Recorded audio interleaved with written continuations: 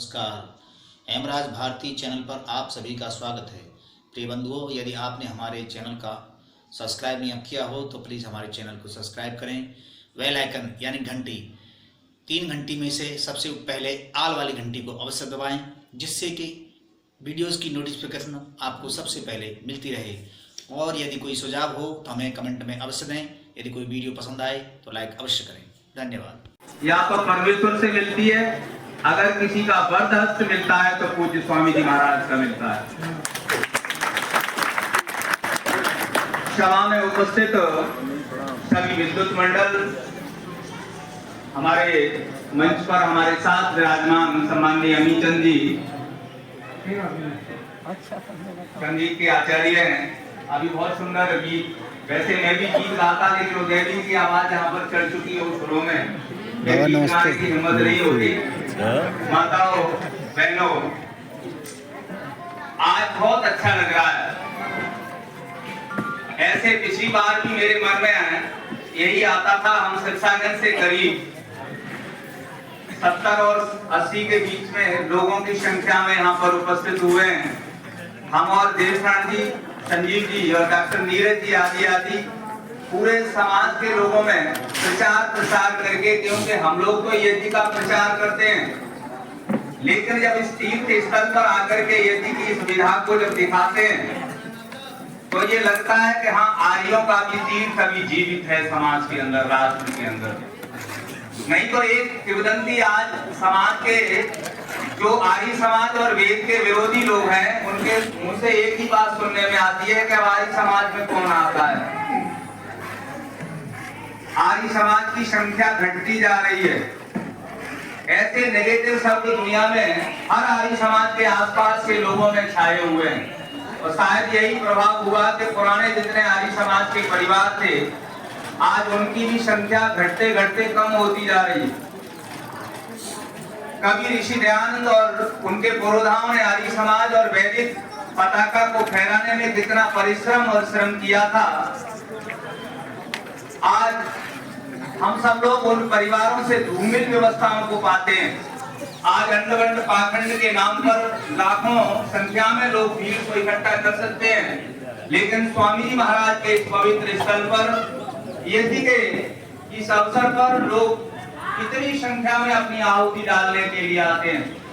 ये सौभाग्य है हम सबका कि पहले शास्त्रों में लिखा है कि हम अपने संस्कारों के लिए नदी और उन तटों पर जाते थे, और उसकी परंपरा समाज में अभी भी चली आ रही है। लोग मुंडन कराने के लिए कहीं न कहीं धाराओं पर जाते हैं, उसके पीछे एक ही आशय था कि वहां पर विद्वान सुलभता से मिल जाते थे। लेकिन ये परंपरा केवल पाखंड में बदल करके रह गई। लोग गंगा में अपने बच्चों के मुंडन कराने जाएंगे और नाना प्रकार के संस्कार कराते हैं। वहां संस्कार तो क्या होता है, ये कुसंस्कार ही लेकर के आते हैं। आज हमारे मानव समाज के निर्माण के लिए यहाँ पर जितने भाई बहन उपस्थित हैं, माताओं की संख्या बहुत है। अगर इतनी माताएं ये दृढ़ विश्वास कर लें कि प्रातः काल सुबह शाम जो ऋषि की परंपरा थी, संध्या उपासना और यज्ञ के प्रति अपनी समर्पित भावना को यदि जोड़ लें तो दुनिया में वेद की एक लहर और धारा प्रभावित हो सकती है और होके रहेगी।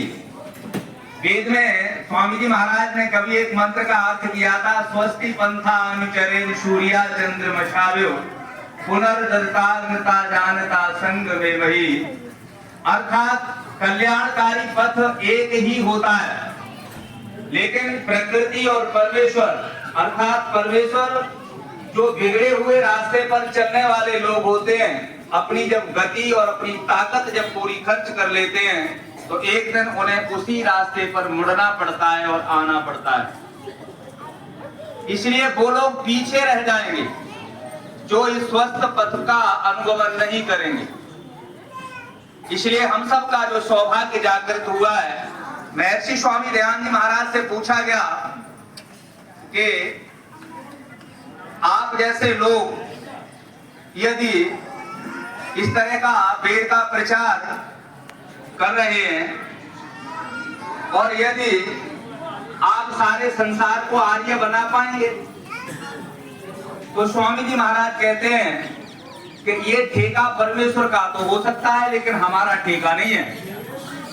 हमको जितनी शक्ति और सामर्थ्य हमें मिली हुई है, इदमंतो विश्वमार्यम का मतलब संकल्प लेकर के हम समाज और राष्ट्र में निकल पड़े। जब तक ऊर्जा और शक्ति रहेगी तब तक काम करते रहेंगे। परमेश्वर सारी सृष्टि की व्यवस्था कर रहा है। जब हमारे बाद और किसी की आवश्यकता समझेगा तो वहां पर उसे खड़ा करेगा और लाएगा। इसलिए हम अपने कर्तव्य का निर्वहन पूरी तरह से करें।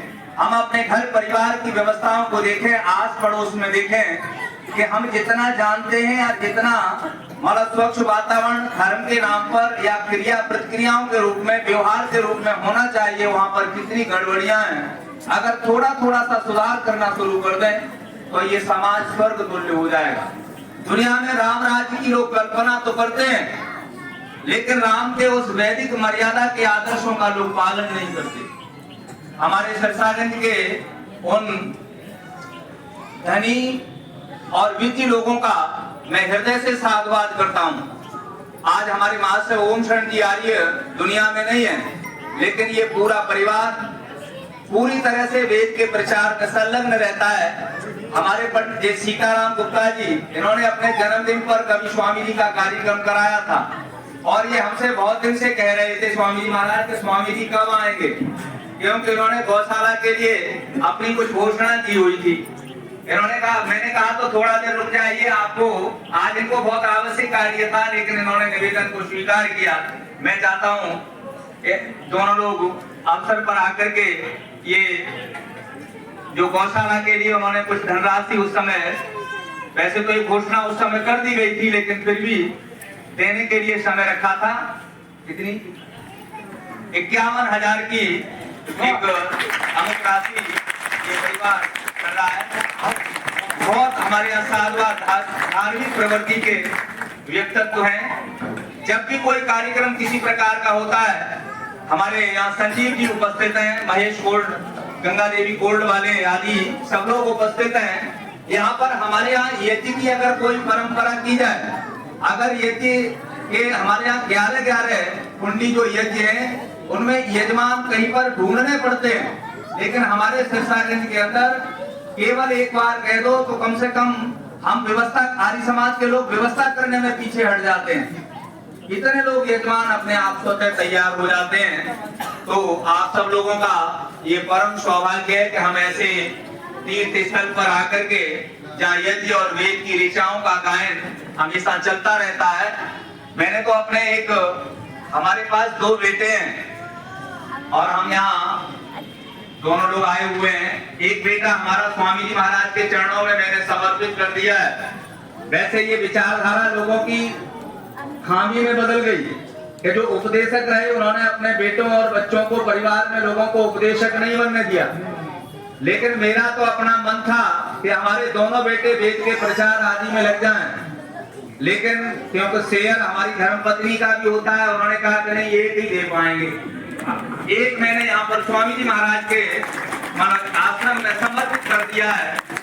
और हमारे 3 भाई पहले से भी हमारे जो बहुत से रिटायर्ड होने के बाद आए, मैं सच कहता हूँ सारे लोगों की दुकानें आदि बंद करा के मैंने कहा कि जीवन का जो परम धर्म है वेद का प्रचार करना और यज्ञ का कार्य करना, नहीं तो अंतिम समय में धन तो आपके पास बहुत होगा लेकिन धर्म कम पड़ जाएगा।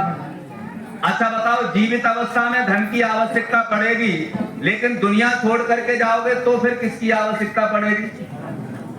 इसलिए ऋषि दयानंद ने कहा कि वेद का पढ़ना पढ़ाना और सुनना सुनाना धर्म नहीं परम धर्म। तो मैंने कहा परम धर्म अगर कमाना चाहते हो तो वेद और यज्ञ और समाज के लिए कार्य करो। आज मेरे तीनों भाई समाज में वेद प्रचार के लिए कार्य कर रहे हैं और अपना समय दे रहे हैं। मैं सच्चे अर्थों में स्वर्ग में निवास कर रहा हूँ। दुनिया में लोग ये कल्पना करते होंगे कि मरने के बाद स्वर्गवासी हो गए, मैं इसमें विश्वास बिल्कुल भी नहीं करता। मैं तो जीते ही स्वर्ग में रह रहा हूँ और जिस वातावरण में रहता हूँ, जहाँ लोगों के बीच में रहता हूँ, वहाँ स्वर्ग जैसा वातावरण। हमारे यहाँ पर जो 50-60 लोग यहाँ उपस्थित हैं, प्रातः काल से ही जग करके सारे दिन वेद की व्यवस्था का प्रचार करना और उसी कार्य में करने में अपने आप को मुझे बहुत सुकून आता है। आज ये पूरा परिवार मैं यहाँ पर इस यज्ञ तीर्थ में लाने पर मुझे बहुत हृदय से तसल्ली हो रही है। मुझे बहुत मतलब एक ऊर्जा मिल रही है कि कम से कम हम जिन लोगों को ये तीर्थ को दिखाना चाह रहे थे, स्वामी जी की वाणी सुनाना चाह रहे थे, वो सुनाने में हम कामयाब रहे। मैं आप सबके चरणों में नतमस्तक होता हूँ। मैं आपको नमन करता हूँ। स्वामी जी महाराज नमस्कार, हेमराज भारती चैनल पर आप सभी का स्वागत है। प्रिय बंधुओं, यदि आपने हमारे चैनल का सब्सक्राइब नहीं किया हो तो प्लीज़ हमारे चैनल को सब्सक्राइब करें। बेल आइकन यानी घंटी, 3 घंटी में से सबसे पहले आल वाली घंटी को अवश्य दबाएं, जिससे कि वीडियोस की नोटिफिकेशन आपको सबसे पहले मिलती रहे। और यदि कोई सुझाव हो तो हमें कमेंट में अवश्य दें। यदि कोई वीडियो पसंद आए तो लाइक अवश्य करें।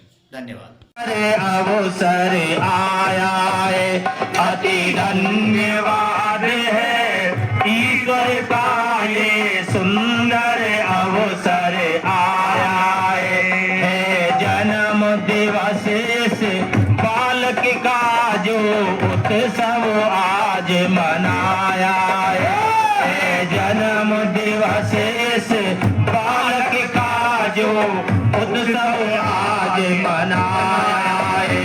अति धन्यवाद है ईश्वर का ये सुंदर अवसर आया है। अति धन्यवाद है ईश्वर का ये सुंदर अवसर आया है।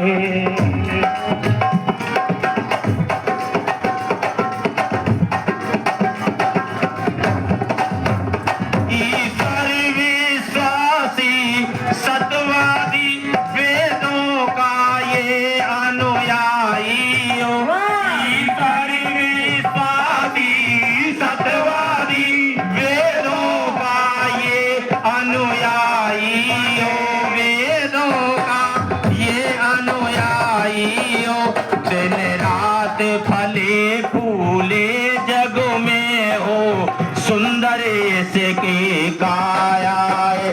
दिन रात फले फूले जग में हो सुंदर के काया है। अति धन्यवाद है ईश्वर का ये सुंदर अवसर आया है। जन्म दिवस इस बालक का जो उत्सव आज मनाया है। अति धन्यवाद ईश्वर का ये सुंदर अवसर आया है। गुरु मात पिता का सेवक हो, गुरु मात पिता का सेवक हो, जीवन में ज्योति चमकती हो। गुरु मात पिता का सेवक हो, जीवन में ज्योत चमकती हो। गुरु मात पिता का सेवक हो, जीवन में ज्योति चमकती हो। जीवन में ज्योति चमकती हो। दिन रात फले फूले जग में हो सुंदर के काया है। दिन रात फले फूले जग में हो सुंदर के काया है।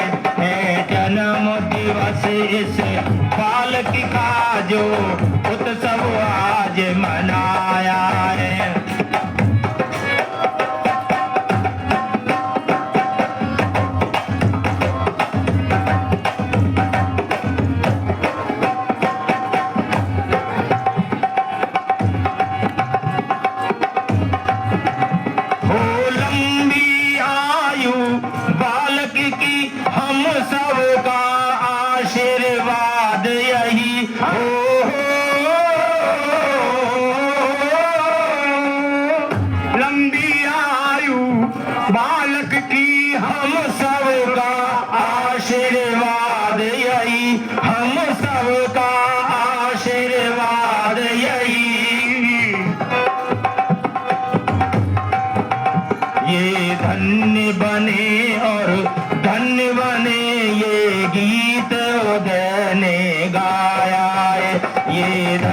धन्य बने और धन्य बने ये गीत उदय ने गाया है।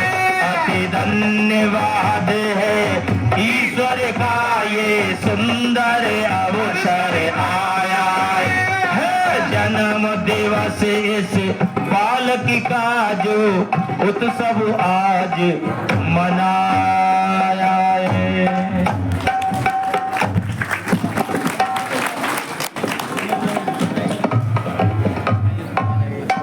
थोड़ी सी माताएं आगे हजार खिसक करके। हाँ, हेमराज भारती चैनल पर आप सभी का स्वागत है। प्रिय बंधुओं, यदि आपने अभी तक हमारे चैनल को सब्सक्राइब न किया हो तो प्लीज़ हमारे चैनल को सब्सक्राइब करें और वीडियो पसंद आए तो लाइक करें। यदि कोई सुझाव हो तो हमें कमेंट में अवश्य दें। धन्यवाद।